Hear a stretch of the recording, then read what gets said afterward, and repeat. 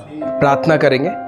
परमेश्वर पिता, प्रभु यीशु के नाम से हम आपका धन्यवाद करते हैं परमेश्वर। एक बार फिर से पिता इस वचन को आपके हाथों में सौंपते हैं पिता, क्योंकि इस वचन का मेरा और हम सब के बनाने वाले आप हैं पिता। और पवित्र आत्मा, जो आज आप हमसे बातचीत करना चाहते हैं वो आप हमसे बातचीत कीजिए। अपने पवित्र आत्मा से अपने बुद्धि ज्ञान समझ से हमें भरिए। और प्रभु, जो वचन आप चाहते हैं, जैसा देना चाहते हैं, जिस तरीके से आप हमसे बातचीत करना चाहते हैं, मैं अपना पूरा नियंत्रण और अधिकार आपके हाथों में सौंपता हूँ। बोलने वाला मैं नहीं बल्कि आप होने पाए पिता परमेश्वर। पवित्र आत्मा हमारी अगुवाई रहनुमाई करें, हमें सुनने वाले कान और समझने वाला हृदय दें कि हम आपके वचन को गहराई से अपने जीवन में जगह दे सके। हमारी सहायता मदद करें, प्रभु यीशु मसीह के नाम से मांगते हैं, आमीन। इफिसियों की पत्री उसका 5वां अध्याय और उसके 12 पद को हम लोग देखेंगे। आज का जो हमारा टॉपिक है, और वो टॉपिक है the spiritual condition of Christians. मसीही जो लोग हैं उनकी आत्मिक दशा। क्या? मसीही लोगों की आत्मिक दशा, कि आज मसीही लोगों की आत्मिक दशा स्थिति कैसी है, उनको कैसा हो जाना चाहिए। मगर फिर भी एक क्रिश्चियन आदमी या एक प्रभु यीशु मसीह को मानने वाला व्यक्ति, यहाँ पर क्रिश्चियन जाति से मतलब नहीं है, है ना। यहाँ पर बाइबल में जो मतलब है मसीही, यानी मसीह जो लोग हैं उनकी हालत। तो यहाँ पर क्रिश्चियन जाति से मतलब नहीं है, बल्कि जो यीशु मसीह को मानते हैं उन लोगों की हालत कैसी है, हमारा आज आत्मिक दशा कैसी है। मतलब आत्मिक दशा से मतलब है यहाँ पर, है ना। यहाँ पर ऐसा नहीं है कि पैसे से और समृद्धि से, आत्मिक दशा से मतलब है। 5:12 में लिखा है, समय के विचार से तो तुम्हें गुरु हो जाना चाहिए था, तो भी यह आवश्यक हो गया है कि कोई तुम्हें परमेश्वर के वचनों की आदि शिक्षा फिर से सिखाए। तुम तो ऐसे हो गए हो कि तुम्हें अन्न के बदले अब तक दूध ही चाहिए। परमेश्वर का वचन कह रहा है, मेरे प्रियों की समय के विचार से, जो समय है उसके विचार से तो हमें क्या हो जाना चाहिए था? गुरु, शिक्षक, है ना।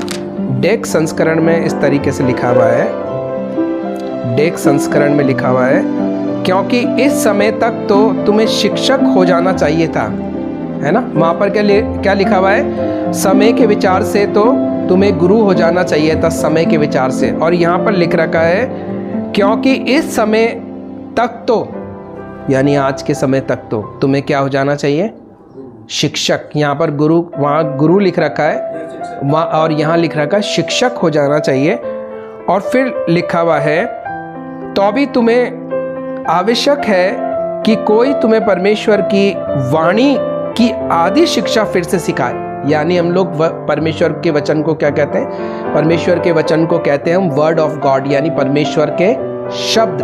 और BSI में लिखा है, पहले जो बाइबल में पढ़ा, कि तुम्हें वचनों की आदि शिक्षा क्या करे? वापस से दे। और यहाँ पर लिख रखा है, और यहाँ पर लिख रखा है, कोई तुम्हें परमेश्वर की वाणी की आदि शिक्षा फिर से सिखाए, और ऐसे बन गए हो कि तुम्हें ठोस भोजन के बदले अब तक दूध ही चाहिए। मेरे प्रियो, आज हमारी आत्मिक दशा क्या है?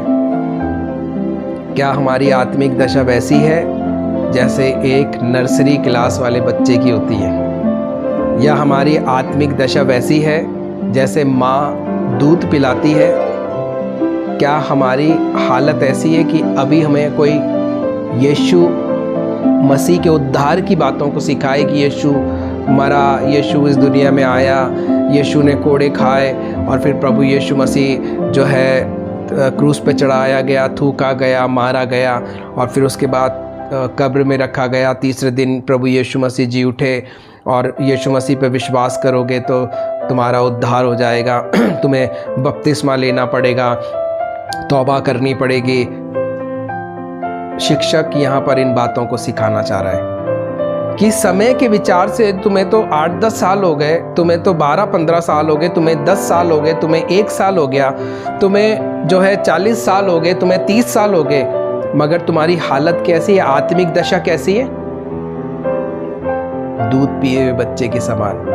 अभी हमें पता भी नहीं है उद्धार, फिर से हमें वापस कोई उद्धार की बातें सिखाए, वापस हमें कोई पाप मुक्ति वाली बातें सिखाए कि हम पाप क्या करें, पापों की मुक्ति करें।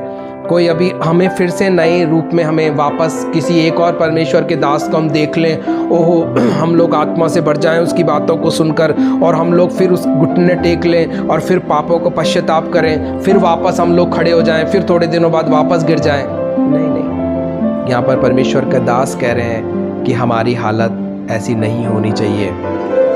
समय के विचार से तो हमें क्या हो जाना चाहिए था, गुरु शिक्षक हो जाना चाहिए, मगर आज हमारी हालत ऐसी है कि एक दूध पीते हुए बच्चे के समान हमें शुरू से वो वापस से क्या सिखाई जाए, वापस से शुरू की बाइबल की उत्पत्ति से लेकर वापस पाठ पढ़ाया जाए कि प्रभु यीशु मसीह क्या आया, आदम कौन था, हवा क्या कौन थी, कैसे उन्होंने पाप किया, कैसे उन्होंने जो है पश्चाताप किया या नहीं किया। ये वापस से हमें शिक्षा सिखाने की ज़रूरत है। और 13वां पद क्या कह रहा है, 13वां पद कह रहा है क्योंकि प्रत्येक जो दूध पीने वाला है वह धार्मिकता के वचन में निपुण नहीं है, क्योंकि वह बच्चा है। जो दूध पीने वाला, जो यहां पर बता रखा है, जो दूध पीने वाला वो कैसा है, किस बात में, किस बात में बच्चा है, किस बात की समझ नहीं है। देखो दोबारा पढ़ रहा हूं, क्योंकि प्रत्येक जो दूध पीने वाला है वह धार्मिकता के वचन में निपुण नहीं है।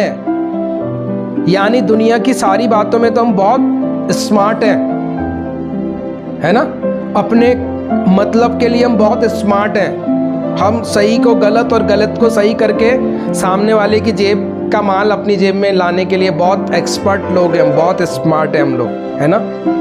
मगर इस संसार को छोड़ने के बाद में अशोक भाई हंस रहे हैं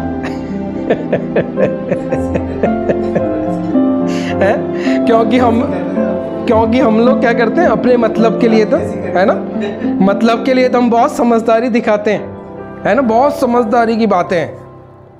मगर इस देह को जब हम लोग छोड़कर जाएंगे, यानी ये संसार में ये देह तो मर जाएगी, एक ना एक दिन खत्म हो जाएगी, सब कुछ खत्म हो जाएगा। मगर जैसे ही मेरी आंख बंद हुई, मैं मानो काम पर जा रहा था, बहुत बुद्धिमानी दिखाकर कि आज तो सेठ जी को ऐसे करके या इस व्यक्ति को ऐसे करके आज तो हो जाएगा अपना काम, है ना। और फिर उसके बाद में मालूम पड़ रहा है बीच रास्ते में ही सांस निकल गई, और उसके बाद में जैसे ही आंख खुली देखा तो अरे अपन परमेश्वर के दरबार में खड़े हुए। और फिर उस समय हम लोगों ने ध्यान दिया नहीं कि हमारा आत्मिक जीवन क्या होना चाहिए था और क्या नहीं होना चाहिए था। मगर हम लोग ने क्या करा, परमेश्वर के वचन के अनुसार हम लोग उसमें बने नहीं रहने के कारण हम लोग दंड के भागीदार हो गए। ठीक है, तो यहाँ पर लिख रखा है दूध पीने वाला वो व्यक्ति है जो धार्मिकता के वचन में निपुण नहीं है, जो स्पिरिचुअल लाइफ के प्रति कमजोर है। कैसा है, कमजोर, किसके प्रति, आत्मिक आध्यात्मिक जीवन के प्रति वो कमजोर है। इसलिए यहाँ पर दर्शाया गया है दूध पिए हुए बच्चे के समान। किसके समान दर्शाया गया है, दूध पिए हुआ बच्चा। तो इसलिए हमें समझना है मेरे प्रियो कि हम लोग दूध पिए हुए बच्चे ना बने। हम लोग सिंसेरिटी के अंदर, एक आत्मिकता के अंदर हम लोग गंभीर हो जाएं और हम लोग वचन के अनुसार खरे उतरकर परमेश्वर के वचनों के अनुसार हम परिपक्व बन जाएं। 14वें पद में लिख रखा है, परंतु ठोस भोजन परिपक्वता के लिए, जो परिपक्व व्यक्ति है ना, उसके लिए ठोस भोजन दिया जाता है, जिनकी ज्ञानेंद्रियां अभ्यास करते करते भले बुरे में पहचान करने के दक्ष हो गई हैं। और यहां पर लिख रखा है, पर अन्न सयानों के लिए है, जिनकी ज्ञानेंद्रियां अभ्यास करते करते भले बुरे में भेद करने में निपुण हो गई हैं। क्या चीज किसके लिए? अन्न। क्या चीज? अन्न। अभी तो हमने दूध की बात कर रहे थे, अब यहाँ पर लिख रखा है अन्न कौन लोग खाता है? जो सियाने हो जाते हैं, जो थोड़े बड़े हो जाते हैं, समझदार हो जाते हैं, और यहाँ पर जो अन्न है वो क्या चीज़ है? परमेश्वर का वचन। ये परमेश्वर का वचन उन लोगों के लिए है जो अपने आध्यात्मिक जीवन के लिए अब सीरियस हैं और उसके अनुसार अब हमारे को क्या है? चलने की यहाँ पर ज़रूरत है। मगर अभी तक हमने अपने आप को पहचाना नहीं है कि हम लोग कौन हैं। क्यों? क्योंकि यहाँ पर वचन क्या कह रहा है कि समय के हिसाब से तो या अभी तक तो तुम्हें क्या हो जाना चाहिए? शिक्षक हो जाना चाहिए। अब यहाँ पर जब वचन में लिख रखा है कि तुम्हें शिक्षक हो जाना चाहिए, हम लोग शिक्षक यहाँ पर शब्द किसके लिए समझ रहे हैं? कौन सा शिक्षक हो जाना चाहिए? परमेश्वर के वचन का। मगर ये शिक्षा किसके लिए है? ठीक है, आपने बोला एक जने ने अपने लिए, आप क्या बोलोगे बताओ? कौन से मनुष्यों के लिए? ठीक है, और आप बताओ। ये शिक्षा की जो बात कर रहे हैं यहाँ पर कि अभी जो है समय के हिसाब से या अभी तक तो हमें क्या हो जाना चाहिए? शिक्षक बन जाना चाहिए, शिक्षक या गुरु। ठीक है, तो ये किसके लिए बताता है? ये पद पापी के लिए बताता है। और ये परमेश्वर का वचन कह रहा है अभी तक तो हमें क्या हो जाना चाहिए? शिक्षक। यानी आप जब शिक्षक होगे तो आप किसी को शिक्षित कर पाओगे। समझना आप बात को। तो यहाँ पर परमेश्वर का वचन कह रहा है कि समय के हिसाब से या अभी तक तो तुम्हें टीचर बन जाना चाहिए था, गुरु हो जाना चाहिए था। किसका? परमेश्वर के वचन की नॉलेज हो जाना चाहिए थी। मगर किसके लिए होनी चाहिए थी? किसके लिए होनी चाहिए थी? कि मानो आपको कोई रास्ते में बीमार दिखता, दुखी दिखता, पापी दिखता, समस्या में दिखता, निराशा में दिखता, तो आप उसको बता सकते थे। क्यों? क्योंकि आप क्या हो? शिक्षक। अब आपको ज्ञान प्राप्त हो चुका है, आपको उद्धार के बारे में, चंगाई के बारे में पता लग चुका है, यीशु मसीह के बारे में पता लग चुका है। तो अब आप दूसरे लोगों को क्या कर पाओगे? बता सकते हैं। इसी को ही कहते हैं शिक्षा और शिक्षक। इसलिए मेरे प्रियो, परमेश्वर का वचन कह रहा है अभी तक तो हमारी हालत ऐसी है कि हम दूध पिए बच्चों के समान है। यानी किसी ने हमें बोला ना मैं बीमार हूं। अच्छा, क्या हो गया आपको? आपने पूछा। मेरे को है ना जो है कंधे में दर्द होता है, ऐसा लगता है कोई भारी वजन जैसा किसी ने कुछ डाल दिया। मैंने डॉक्टर को भी दिखाया, मैंने सारे टेस्ट करवा लिए, सब नॉर्मल है। अच्छा, फिर आप बोलोगे ऐसा करना, वो क्या आता है वो लाल सा गौन जैसा कमर कस, तो बोले वो है ना ऐसा करना, वो बनिए की दुकान से लाना कमर कस और है ना उसको लाके और लड्डू बनाकर देसी घी के अंदर और उसको खाना, जिसमें आप 10 साल से यीशु मसीह के पास में जा रहे हो। मगर आपने क्या बोला? फिर उसने बोला वो तो मैंने खा ली है, इस सर्दी में खाए मैं तो मैंने। अच्छा, तो फिर वो भेड़ का दूध लगाना, वो भी लगा लिया। तो फिर अब आपने और सोचा इसको और क्या ज्ञान की बात दूं। फिर है ना मेथी के लड्डू खाना। उसने बोला वो तो मैं रोज सब्जी बनाकर खा रही हूँ उसकी, तो ये खा रहा हूँ। अब फिर आप भी क्या हो जाते हो? धीमे से चुप हो जाते हो। बोले यार अपना जनरल नॉलेज तो ये सब यूज़ कर रही है जो पहले संसार में है या यूज़ कर रहा है। मगर आपके जब पेट में दर्द हुआ, कमर में दर्द हुआ, सर में दर्द हुआ, जिस प्रभु यीशु मसीह ने आपको चंगाई दी, आपने उसके तो लिए एक लफ्ज़ नहीं बोला। क्यों? क्योंकि आपका ध्यान संसार में है, आप आत्मा के अनुसार नहीं बल्कि शरीर के अनुसार आप चल रहे हो। आपने उस आदमी को फ्री नहीं कर पाए। क्यों? क्योंकि आपको आध्यात्मिक शिक्षाएं नहीं थी। संसार का तो बहुत बड़ा ज्ञान था, आपको बहुत बड़ी समझ थी, मगर आध्यात्मिक रूप से आप बिल्कुल जीरो, आपको कोई ज्ञान नहीं है। क्यों? क्योंकि आपने कभी परमेश्वर से संबंध स्थापित करा ही नहीं, क्योंकि आपने कभी भी पवित्र आत्मा के सानिध्य में कोशिश ही नहीं करी कि आत्मा का रैलम क्या होता है, प्रभाव क्या होता है, मैं उसमें बढ़ूं या उसमें मैं चलूं या उसमें मैं बैठूं, मैं वचन से लॉ लगा सकूं, मैं वचन से प्रीति कर सकूं, मैं शिक्षा से प्रीति कर सकूं, क्योंकि ये मेरे जीवन का क्या है? आधार है। मगर मेरा ध्यान कहाँ पर है? संसार पर। मेरा ध्यान कहाँ पर है? संसार पर है, शारीरिकता पर है। मेरा ध्यान परमेश्वर के वचन के अनुसार नहीं है। इसलिए मेरे प्रियो, परमेश्वर का वचन क्या कह रहा है कि जो है अन्न जो है वो सियानों के लिए है, वचन जो है वो सिद्ध लोगों के लिए है, जो सिद्ध अब हो रहे हैं, सिद्धता में चल रहे हैं, ये उनके लिए है। और हमें उसमें पूरा होना, खरा होना बहुत जरूरी है। उत्पत्ति 17 के अंदर, उत्पत्ति 17 और उसके पहले पद में लिखा है, परमेश्वर ने अब्राहम से बोला कि मैं सर्वशक्तिमान क्या हूँ? परमेश्वर हूँ, और मेरी हुजूरी में क्या कर? चलता जा और सिद्ध होता जा। परमेश्वर कह रहे हैं अब्राहम के लिए। अब्राहम कितने साल का है? 99 साल का। 99 साल का अब्राहम है। परमेश्वर को बुलाए हुए कई साल हो चुके हैं। परमेश्वर उससे बात कर रहा है। परमेश्वर जो है उसके संग में जो है संबंध स्थापित कर रहा है, उठ रहा बैठ रहा है। वो भी परमेश्वर के संग में उठ रहा बैठ रहा है, चल रहा है, उसकी सुन रहा है। और 99 साल की उम्र में अब्राहम को परमेश्वर कह रहा है कि मैं सर्वशक्तिमान परमेश्वर हूँ, मेरी उपस्थिति में मेरे सामने क्या कर? चलता रहे और सिद्ध होता रहे। ठीक है मेरे प्रियो, हमें उस सिद्धता में बने रहना और उसमें चलते रहना जरूरी है। हमारा ध्यान परमेश्वर के वचनों पर होना चाहिए, ना कि अपनी ताकत और अपनी बुद्धि पर।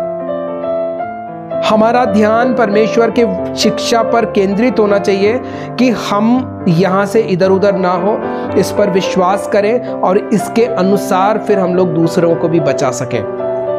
ठीक है, तो इसलिए आपको आज पता लग गया कि मुझे दूध पीने वाला बनना है या मुझे शिक्षक बनना है, आध्यात्मिक, आत्मिक, वचन का शिक्षक, सिखाने वाला। तो सबसे पहले क्या जरूरी है कि आप एक अच्छे चेले बनो। क्या बनो? एक गुरु के अच्छे चेले बनो। और उसके बाद में जब आप चेले बनोगे, एक अच्छे स्टूडेंट बनोगे, तो आप कुछ सीख पाओगे। और जब आप सीख पाओगे तो जब आपको भी कभी सामने कोई मिलेगा तो आप एक अच्छे शिक्षक के तौर पे, क्योंकि एक आप अच्छे स्टूडेंट रहे हो, एक अच्छे आप विद्यार्थी रहे हो, तो आप एक अच्छे भविष्य में क्या बनोगे? शिक्षक भी बन पाओगे, सिखाने वाले भी बन पाओगे। तो इसलिए हमें ध्यान रखना है कि हम लोग एक अच्छे सीखने वाले पहले बने, जब हम दूसरे को सिखा पाएंगे। और ये ज़रूरी है मेरे प्रियो कि जब हम लोग घर पे रहते हैं, जब हम लोग अपने रोज़ बाइबल पढ़ते हैं, तो हम उसको ध्यान से पढ़ें, ध्यान से प्रार्थना करें, ध्यान से हम लोग परमेश्वर की हुजूरी में क्या करें? बने रह सकें। फिर हम लोग आगे देखेंगे छठे पद में क्या, छठे अध्याय के पहले पद में इसी को ही हम लोग कंटिन्यू करेंगे। इसी का ही इब्रानियों 6 का 1 यहाँ लिखा है। इसलिए मैं डेक संस्करण में से पढ़ रहा हूँ, इसलिए थोड़ा सा ध्यान रखना आप, है ना। इसलिए आओ मसीह के जो धार्मिक सिद्धांत हैं उनकी आरंभ की बातों को छोड़कर हम सिद्धता की ओर आगे बढ़ते जाएं और मरे हुए कामों से मन फिराने और परमेश्वर के प्रति विश्वास की नींव फिर से ना डालें। परमेश्वर का वचन यहाँ पर यूँ कह रहा है, इसलिए आओ मसीह की शिक्षा की आरंभ की बातों को छोड़कर हम सिद्धता की ओर आगे बढ़ते जाएं। यानी हम लोग वही बच्चों की तरह वापस उत्पत्ति पर दिमाग नहीं लगाएं, वहीं हम लोग वापस नहीं चले जाएं। हम लोग वापस वही पाप क्षमा, पाप मुक्ति, फिर से वापस बपतिस्मे की तैयारी करना जो है। वापस किसी ने बोला तूने तो पाप कर दिया, वापस से हम बपतिस्मा लेने चले गए, फिर वापस पाप हो गया, फिर वापस से वही चीज़ों को दोहरा रहे हैं। और फिर यही वो कह रहा है, इन शिक्षाओं में अब आगे निकल जाओ, अब यहीं पर ही मत पड़े रहो कि मैं कोई किसी ने पूछा हाँ मैं यीशु मसीह पे विश्वास करता हूँ, परमेश्वर पे विश्वास करता हूँ। अरे भाई, आगे बढ़ चुके हैं हम लोग उस विश्वास से। अब हम लोग उसकी धार्मिकता बन चुके हैं। इफिसियों की पत्री के अनुसार अब हम उसके बेटा बेटी बन चुके हैं और हम उसके वारिस भी बन चुके हैं। तो हमको ये सोचना समझना पड़ेगा कि हम लोग दूध पीते हुए बच्चों की तरह ना बने, बल्कि हम टीचर या गुरु बनने की ज़रूरत है। क्यों? क्योंकि हम लोग, परमेश्वर ने बोला है कि तुम्हें अब खुद को भी बचना काफ़ी नहीं है, तुम्हें दूसरों को भी बचाना पड़ेगा। तो इसलिए हमें अपने ही बारे में ही सोचते ना रहे, अपने ही दुख में हम दुखी ना रहो। हम लोगों को दूसरों को बचाना शुरू करना पड़ेगा, हमें दूसरों को आशीषित करना पड़ेगा, पाप क्षमा करने वाला बनना है, चंगा करने वाला बनना है, उद्धार कराने वाला बनना है। तो हमें वो ऐसा अपने आप को बनाना शुरू करना पड़ेगा। मगर हम लोग ये ऐसा क्यों बनाएंगे? निकालो मेरे साथ पहला पत्रस, इसी के पीछे हम लोग चलते जाएंगे। पहला पत्रस इसका दूसरा अध्याय, पहला पत्रस दूसरा अध्याय और 9 पद में, अच्छा मैंने 1 मिनट, पहला पत्रस 2:9 में लिखा है, पर तुम एक चुना हुआ वंश, यानी मैं आपको ये क्यों बता रहा हूं वचन, कि हम लोग शिक्षक क्यों बनेंगे या मैं कौन हूं, ये पहचानना जरूरी है ना, तभी तो हम वैल्यू कर पाएंगे कि मेरी वैल्यू कौन है। तो देखो यहां लिखा है, पर तुम एक चुना हुआ वंश और राज पदधारी याजकों का समाज और पवित्र लोग और परमेश्वर की निज प्रजा हो, इसलिए कि जिसने तुम्हें अंधकार में से अपनी अद्भुत ज्योति में बुलाया है, उसके गुण प्रकट करो। तुम पहले तो कुछ भी नहीं थे, पर अब परमेश्वर की प्रजा हो। तुम पर दया नहीं हुई थी, पर अब तुम पर दया हुई है। हालेलुया। तो हम लोग कौन है, हमें पहचानना पड़ेगा। हम लोग कौन है? याजकों का समाज। बोलो, याजकों का समाज। याजक कौन है? याजक का मतलब वो है जो परमेश्वर के प्रीस्ट हैं, जो परमेश्वर के पुजारी लोग हैं, परमेश्वर के चुने हुए लोग हैं, जो दूसरे लोगों को भी धर्मी ठहराएंगे। समझ रहे हो आप? तो हम लोग कौन है? याजकों का समाज है हम लोग। हम राजपदधारी याजकों का समाज, एक चुनावा वंश, पवित्र लोग, परमेश्वर की निज प्रजा। और इसलिए हम लोगों को ज्योति के काम प्रकट करने की जरूरत है। ठीक है? क्योंकि क्या लिखा हुआ है? तुम्हें अंधकार में से अपनी ज्योति में बुलाया है, उसके गुण प्रकट करो। अब ये कैसे प्रकटीकरण होगा कि आप परमेश्वर की संतान हो या आप ज्योति की संतान हो? ठीक है? कुछ नहीं है क्या खाने पीने के लिए? ये देना, जरा देना बेटा, उधर जाके अशोक भाई को देना है, ये देना, दो, मुंह में डालेंगे वो थोड़ा। तो क्या है हम लोगों को? कौन है हम लोग? हम ज्योति की संतान है। किसकी संतान है? ज्योति की संतान है हम लोग। तो हमें ये ध्यान रखना है, जब हम लोग ज्योति की संतान है तो ज्योति की संतान के गुण प्रकट करने पड़ेंगे आपको।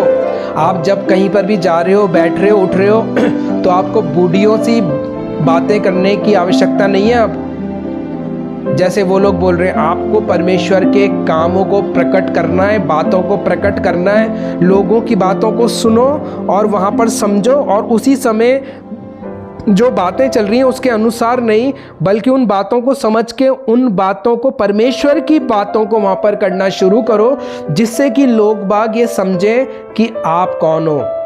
अगर आप भी हाँ में हाँ मिलाओगे तो आप में और संसार के लोगों में कोई फर्क नहीं है।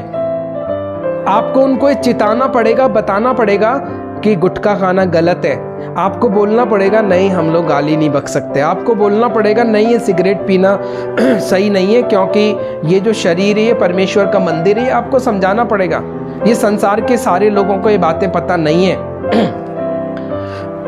आपको काउंसलिंग करनी पड़ेगी लोगों की। मगर आप काउंसलिंग कब करोगे?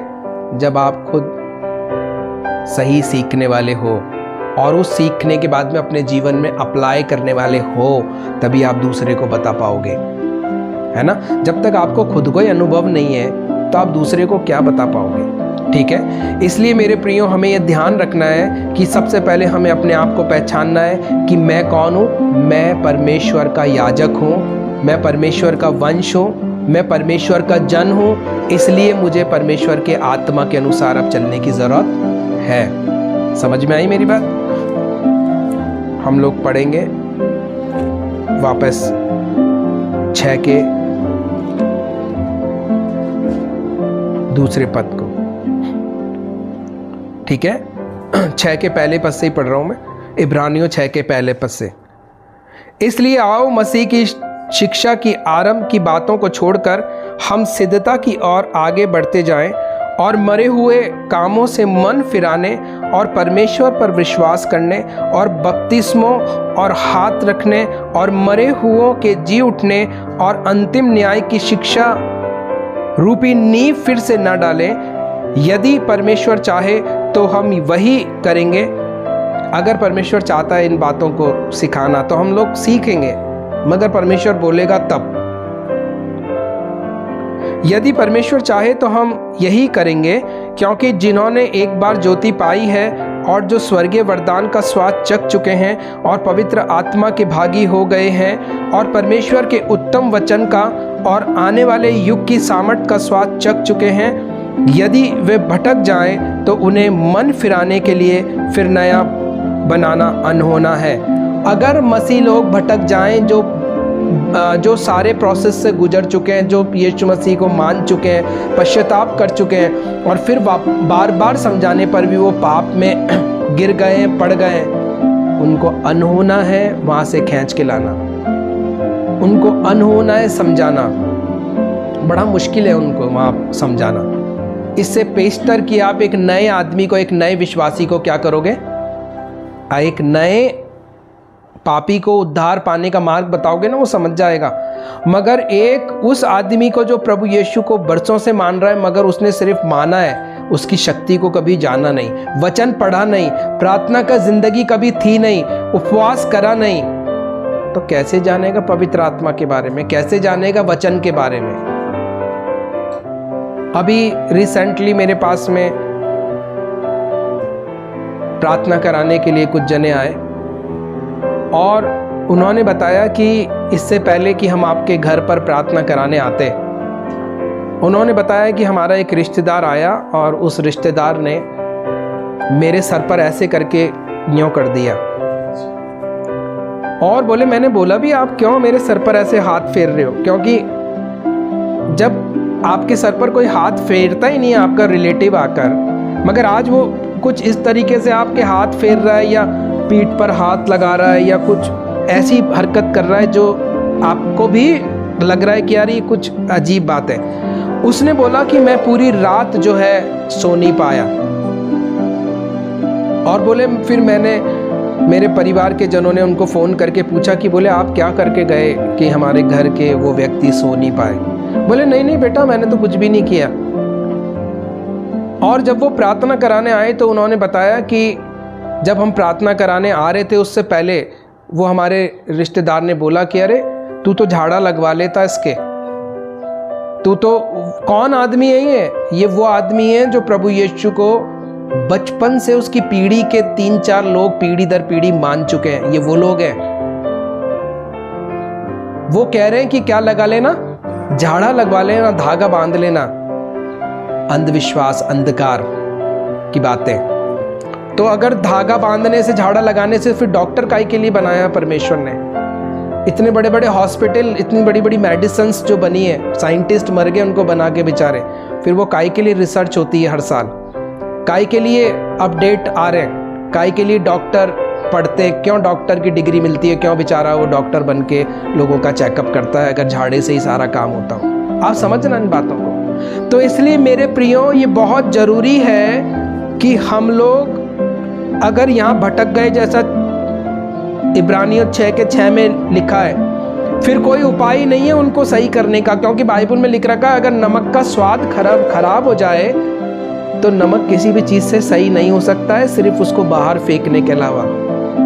वैसे ही वो आदमी जिसने परमेश्वर के वचन पर मन नहीं लगाया, जो एक आत्मिक कलीसिया का हिस्सा नहीं हुआ, मंडली का हिस्सा नहीं हुआ, जो एक अच्छा स्टूडेंट नहीं था, जो वचन को जिसने नहीं पढ़ा, जिसने अपना आत्मिक जीवन सही नहीं करा, वो कभी भी परमेश्वर से प्रतिफल नहीं पा सकता। वो वैसे ही रह जाएगा और एक दिन खत्म हो जाएगा। वो उन हजारों लोगों में से, जैसे यीशु मसीह के पीछे हजारों की भीड़ चलती थी, मगर कई तमाशबीन ऐसे थे जो ये देखने के लिए आते थे कि आज यीशु मसीह क्या चमत्कार करेंगे। और उसमें से कई ऐसे बुद्धिमान हुए, जैसे 12 साल से लहू बहने वाली औरत, उसने उसका वस्त्र छुआ और चंगी हो गई।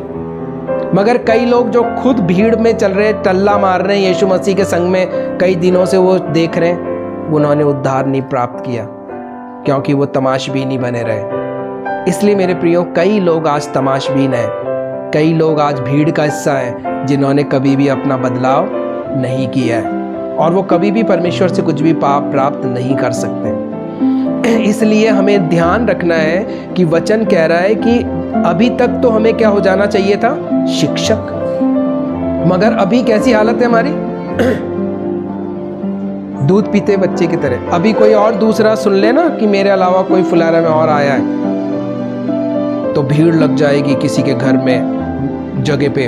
ओ, बड़े बड़े आश्चर्य कर्म हो रहे हैं, लोग गिर रहे हैं, लोग उठ रहे हैं, लोग हवा में घूम रहे हैं, वो भी भागेंगे कि अरे हमें भी कुछ मिल जाए, हमें भी कुछ मिल जाए। और फिर बेचारा परमेश्वर का एक जन जो है, हर एक हफ्ते में 2 बार उपवास रख के आप लोगों को सिखाता है, उसकी बातें किसी ने नहीं ली। क्यों? क्योंकि उनको क्या चाहिए? तुरंत चाहिए, तुरंत तुरंत चाहिए।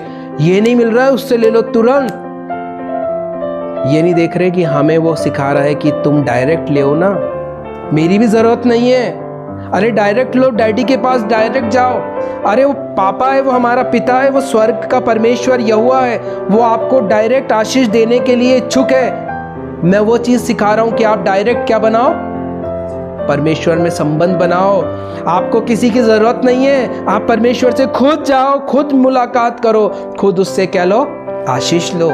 वो हमेशा आपको आशीष में बनाए रखना चाहता है। वो हमेशा आपको जो है अपने द्वारा, अपने स्वर्गदूतों के द्वारा, अपने आत्मिक प्रबंध के द्वारा क्या देना चाहता है? आपको आशीष देना चाहता है। मगर आप लोग कहाँ भाग रहे हो? लोगों के पीछे।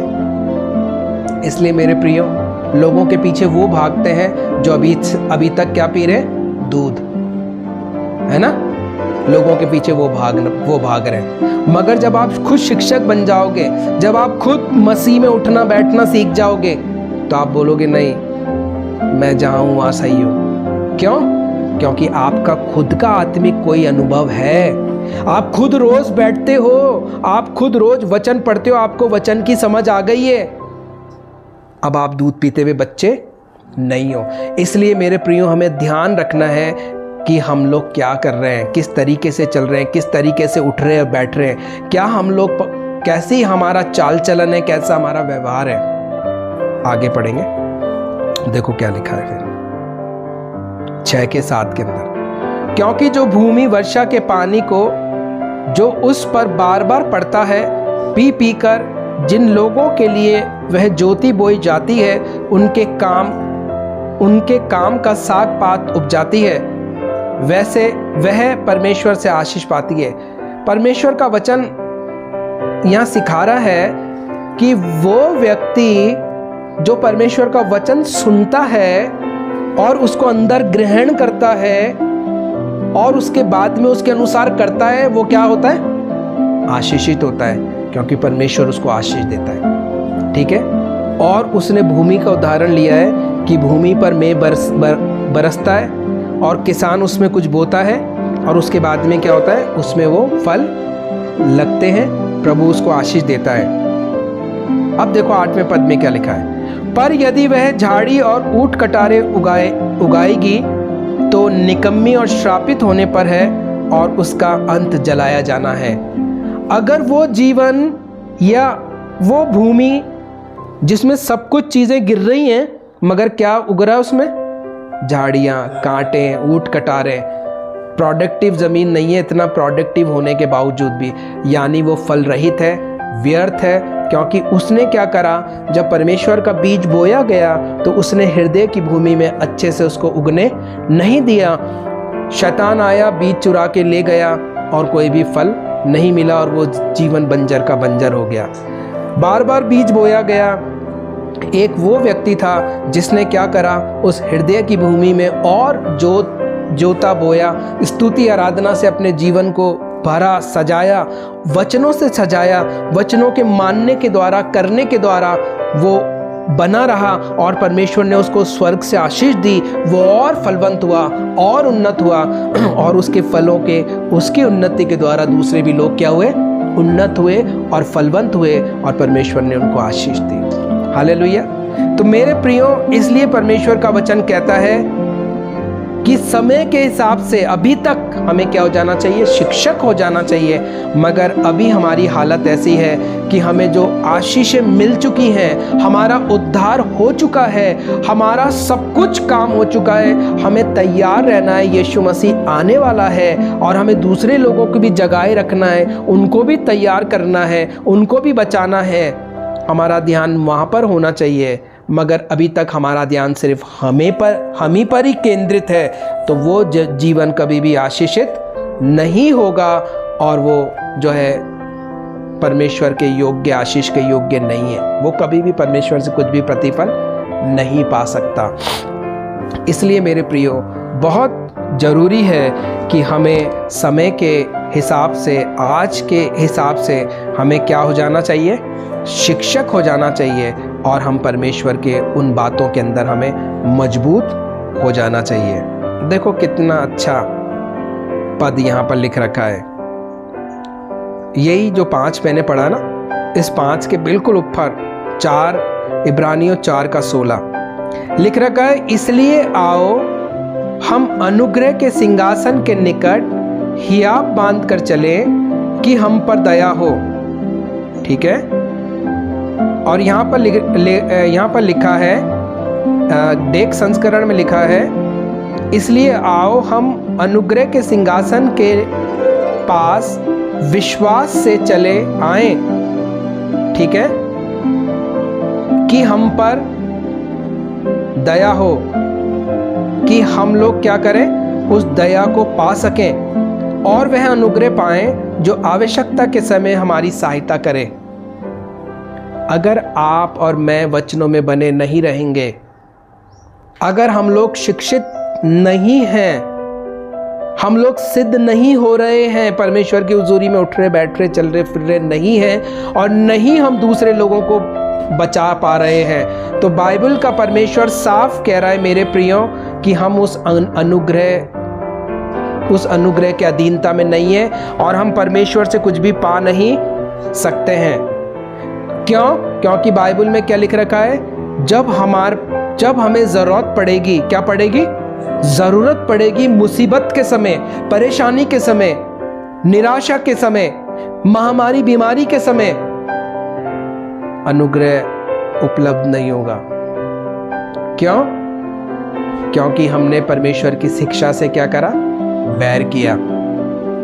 हमारी कोई प्रार्थना की जिंदगी नहीं थी, हमारा कोई आत्मिक जीवन का स्तर नहीं है, हमारा कोई आत्मिक स्तर नहीं है, हमारा कोई जीवन का मकसद ही नहीं है, हमने अपने आप को पहचाना ही नहीं। और मैंने क्या पढ़ा यहाँ पर, पहला पत्रस 2:9 में क्या है, हमें पहचानना है कि हम लोग परमेश्वर के वंश हैं, है ना। हमें पहचानना है कि हम याजक लोग हैं, हमें पहचानना है कि हम धर्मी बन चुके हैं और अब हमें दूसरों को धर्मी बनाने की ज़रूरत है। और फिर परमेश्वर का वचन हमें क्या चीज़ को बता रहा है कि वो बता रहा है कि जब हमारे पर मुसीबत, परेशानी, अगर हम लोग परमेश्वर के वचन में सिद्ध नहीं बन रहे, नहीं चल रहे, तो जब आवश्यकता आएगी, क्या आएगी, ज़रूरत पड़ेगी हमें, हमारे जीवन में बचने का कोई उपाय नहीं होगा, क्योंकि उस आवश्यकता के अनुसार, उस आवश्यकता के समय पर अनुग्रह उपलब्ध होगा ही नहीं। मगर जब हम रोज उस सिद्धता में चल रहे हैं, परमेश्वर की हुजूरी में बने हुए हैं, तो बाइबल में क्या लिख रखा है, इसलिए आओ हम अनुग्रह के सिंहासन के निकट हियाब बांध कर चलें कि हम पर दया हो और वह अनुग्रह पाएं जो आवश्यकता के समय हमारी सहायता करे। हम लोग उस दया को प्राप्त कर ले, उस विश्वास को हम लोग प्राप्त कर ले, उस विश्वास के अनुसार हम लोग आगे बढ़े। उस दया को हम पा सकें जो परमेश्वर ने यीशु मसीह के द्वारा हमारे लिए उपलब्ध करा दिया है। उस अनुग्रह को हम लोग पा सकें, उस अनुग्रह में हम लोग चल सकें, बने रह सकें। मेरे प्रियो, परमेश्वर आपको इन वचनों के द्वारा आशीष दे, समझ दे, बुद्धि दे कि हम लोग उस अनुग्रह, उस प्रभु यीशु, उस परमेश्वर और उस पवित्र आत्मा के सानिध्य में बने रहें कि जो आवश्यकता के समय जब हमें ज़रूरत हो, परमेश्वर की मदद हो, परमेश्वर की सहायता जब हमें चाहिए हो, तो परमेश्वर का अनुग्रह हमें उस समय क्या करे? ढांप ले। परमेश्वर का अनुग्रह हमें बचा ले, परमेश्वर का अनुग्रह हमें संभाल ले। हमें नहीं पता ना कब हमें आवश्यकता है, मगर हमें ये ध्यान है कि हम परमेश्वर के वचन में बने रहते हैं, हम लोग स्तुति आराधना करते हैं, हम झूठ नहीं बोलते, हम पाप नहीं करते, हम वचनों में बने रहते हैं, तो वो अनुग्रह उस समय हमें क्या करेगा? हमारी मदद करेगा। मगर कब? जब हमें ज्ञान होगा वचन का, उसमें हम चल रहे हैं, उसमें हम बने हुए हैं, हम शिक्षित हैं, हमें पता है मुसीबत के समय हमारी कौन सहायता करेगा, हमें शिक्षा मिल चुकी है, तो हम लोग उसमें क्या हो जाएंगे? पार हो जाएंगे। उस घोर अंधकार से भरी हुई तराई में से भी अगर होके चलेंगे तो भी हमें डर नहीं लगेगा, क्योंकि हमें पता है कि यहोवा हमारा रक्षक, हमारा सहायक, हमारी मदद करेगा, वो हमें बचा लेगा। और वैसे ही हम दूसरे लोगों को भी क्या करेंगे? बचाएंगे, उनकी भी मदद करेंगे। मगर कब करेंगे? जब हमें ये पहचान होगी कि मैं परमेश्वर का कौन हूँ? बेटा और बेटियां हूँ, और मुझे दूसरों को भी बचाना है। क्योंकि मुझे स्वर्ग अकेले नहीं जाना है, क्योंकि यीशु पूछेगा क्या लेकर आए। डैडी पूछेंगे तूने कितनी आत्माओं को बचाया? मैंने तुझे बचाया था किसी के द्वारा, तूने और कितनों को बचाया है? क्यों? वो बोल सकता है मुझे तो पता ही नहीं है। परमेश्वर बोलेंगे देख, मैंने मेरे उस दास के द्वारा तुझसे बातचीत करी थी, मैंने सोशल मीडिया के द्वारा, यूट्यूब के द्वारा, फेसबुक के द्वारा, इंस्टाग्राम के द्वारा और बहुत से प्लेटफॉर्म के द्वारा मैंने तुझसे बातचीत करी, मगर तूने क्या किया? उस समय मेरे प्रियो हमारे पास जवाब क्या होगा, हमें ध्यान रखना है। इसलिए हम भी केयरफुल, हमें बहुत अलर्ट हो जाना है, केयरफुल हो जाना है कि हम लोग हर एक दिन ऐसा समझ के जिए कि आज मेरा ये कैसा दिन है? अंतिम दिन है।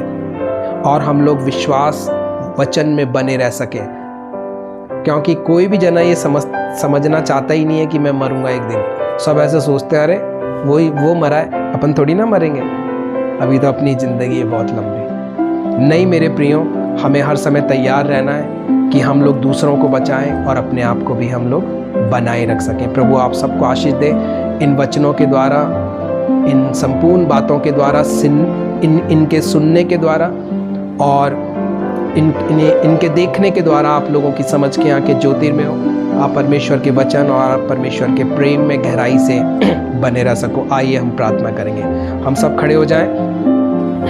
परमेश्वर पिता, हम आपका धन्यवाद करते हैं आज की सुंदर सुबह के लिए, इस दिन के लिए जो आपने हमारे जीवनों में दिया है। परमेश्वर, जो ये वचन का बीज बोया गया, ये 100 गुना फलों को लेकर आए और मेरे पिता सुनने वालों का हृदय छिद जाए, बदल जाए, सोच बदल जाए, जीवन बदल जाए, नज़रिया बदल जाए और सब प्रभु दीनता, नम्रता के संग में तुझ में सिद्धता और तेरी समानता में बढ़ते चले जाएं पिता मेरे परमेश्वर, और वो मुकुट पाए जो तूने हमारे लिए स्वर्गीय स्थानों में रखा है पिता। प्रभु, मैं सब बातों के लिए धन्यवाद करता हूँ, आपकी आत्मा के लिए, आपकी उपस्थिति के लिए, आपके फ्लो के लिए, आपके वचन के लिए। सब बातों में आपको महिमा, आदर, बुजुर्गी और जलाल मिले। आपका नाम ऊंचा हो। अब हमारे परमेश्वर पिता का प्रेम, प्रभु यीशु मसीह का अनुग्रह और पवित्र आत्मा की सहभागिता आज से लेकर प्रभु यीशु मसीह के द्वितीय आगमन तक हर एक विश्वासी मंडलियों के संग, आपके दास दासियों के संग, हर एक प्रभु जरूरतमंदों के संग, जो दुखी और परेशान है उनके संग में पिता, इस हीलिंग माइंड चर्च और मिनिस्ट्री के संग परमेश्वर आपका प्रेम, प्रभु यीशु मसीह आपका अनुग्रह और पवित्र आत्मा आपकी सहभागिता हम सब के साथ यीशु मसीह के द्वितीय आगमन तक बनी रहे। हम सब बोले प्रभु यीशु के नाम से आमेन, आमेन और आमेन।